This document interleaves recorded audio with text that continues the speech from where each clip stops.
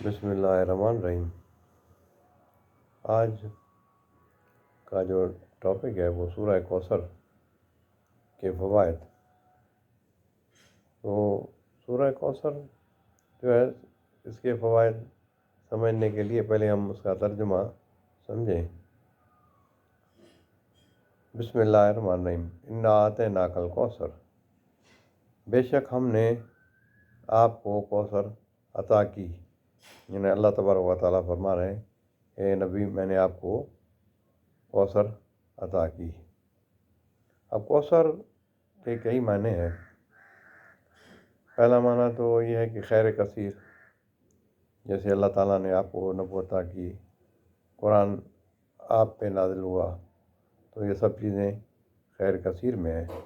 اور اس کی ایک خاص معنی یہ ہے کہ نبی صلی اللہ علیہ وسلم کو حوض کوثر جو جنت میں ہے وہ عطا ہوا۔ اور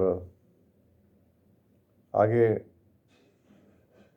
فصلی لربک ونحر، پھر آپ نماز پڑھیں، ونحر اور قربانی کریں۔ اب نحر تو کہتے ہیں قربانی جو اونٹ کی ہوتی ہے اس سے مخصوص ہے، لیکن کوئی بھی قربانی، بکری کی ہو، گائے کی ہو، بھینس کی ہو، کوئی بھی قربانی ہو۔ اور اس میں صدقات بھی ہیں، صدقہ کرنا۔ ان شانئک هو الابتر، بے شک آپ کا دشمن وہی ابتر ہوگا۔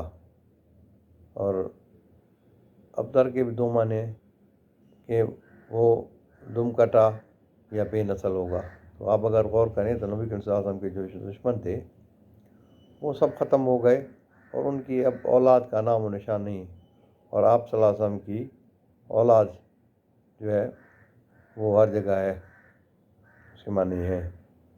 تو اب اس میں یہ غور کرنا چاہیے کہ جن آیتوں میں یا جن صورتوں میں نبی صلی اللہ علیہ وسلم کو ایک تسلی ملی ہے کہ آپ پریشان نہ ہوں، یہ دشمن آپ کا کچھ نہیں کر سکتے، تو علماء اور بزرگان دین کہتے ہیں کہ جی ان آیتوں کو یا ان صورتوں کو پڑھنے سے ایک اطمینان یا جو حاجت ہے آپ وہ حاجت تصور کر کے، اور جو پریشانی ہے اس کو تصور کر کے پڑھیں، تو انشاءاللہ آپ کی وہ پریشانی دور ہوگی۔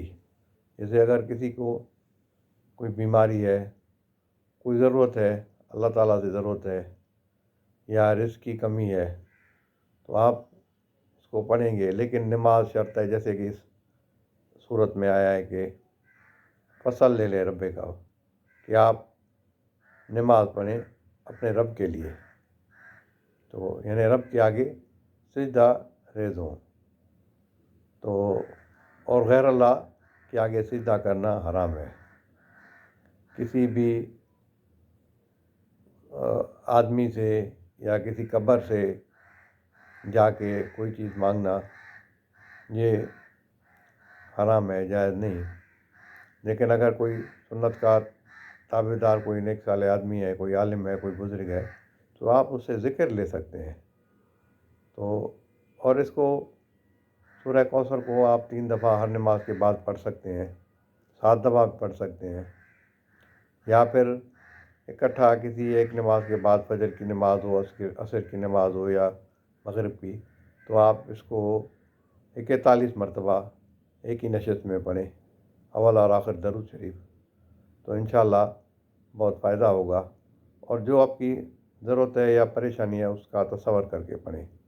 صدق اللہ العظیم۔